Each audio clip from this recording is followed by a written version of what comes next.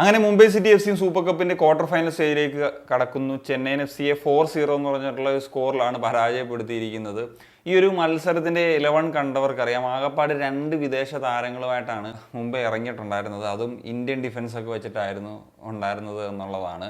എന്നാൽ ചെന്നൈ അവരുടെ മാക്സിമം 6 വിദേശ താരങ്ങളെയും യൂട്ടിലൈസ് ചെയ്യുന്ന ഒരു 11 ഒക്കെ ആയിട്ടാണ് വന്നത്.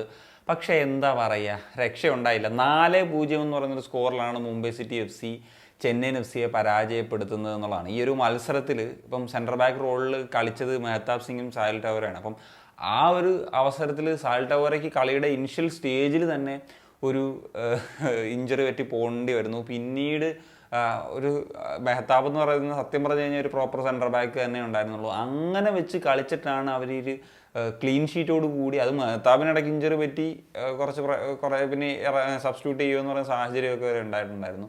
എന്നിട്ട് അവർക്ക് 4-0 എന്ന് പറയുന്ന സ്കോറിൽ വിജയിക്കാനായിട്ട് സാധിച്ചു എന്നുള്ളതാണ് ചെന്നൈയിൻ എഫ് സിയുടെ ഒരു കയ്യിലിരിപ്പിൻ്റെ ബലം എന്നുള്ളത് തന്നെ ഞാൻ പറയും. കാരണം ഇത്രത്തോളം അവസരങ്ങൾ ഒരു കാഷ്വൽ അപ്രോച്ച് പോലാണ് എനിക്ക് തോന്നുന്നു. ഇത്രയും ഒരു 6 വിദേശ താരങ്ങൾ ഒന്നിച്ചൊക്കെ യൂട്ടിലൈസ് ചെയ്യാൻ സാധിച്ചിട്ട് പോലും ജയിക്കാൻ കഴിയാത്തതിൽ പറയാനുള്ളത് 4 ഗോളുകൾ. അതിൽ ഇപ്പോൾ ആദ്യത്തെ ഗോള് വരുന്നത് ഒരു ഹിതേഷ് ശർമ്മയുടെ ഒരു നല്ല ബോളാണ്. അത് നവാസ് മിസ് ജഡ്ജ് ചെയ്തെയാണ്, കിക്ക് ചെയ്യാൻ പോയി കിട്ടിയില്ല. കറക്റ്റ് പ്ലേസിൽ നിക്കോളാസ് കാർലിസ് ഉണ്ടായിരുന്നു. അദ്ദേഹം തൻ്റെ തല കൊണ്ട് ജസ്റ്റ് ഒന്ന് ഇത് ചെയ്തു, ഗോളായി മാറി.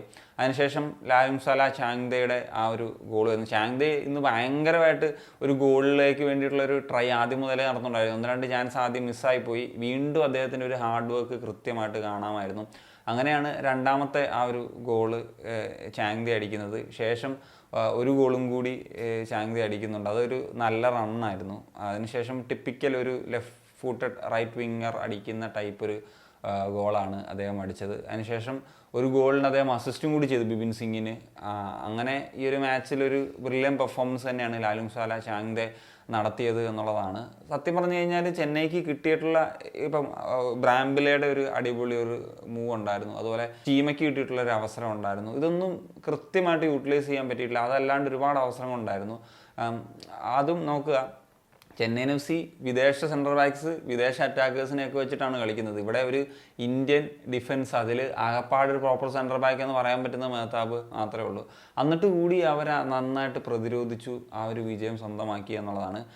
എനിവേ, അടുത്ത മത്സരം ഇന്റർകാഷിക്കെതിരെയാണ് Mumbai city F C quarter final സ്റ്റേജിൽ കളിക്കാനായിട്ട് പോകുന്നു. അപ്പോഴത്തേക്ക് അവർ വിദേശ താരങ്ങളൊക്കെ തിരിച്ചെത്തും എന്നുള്ളതാണ് പ്രതീക്ഷിക്കുന്നത്.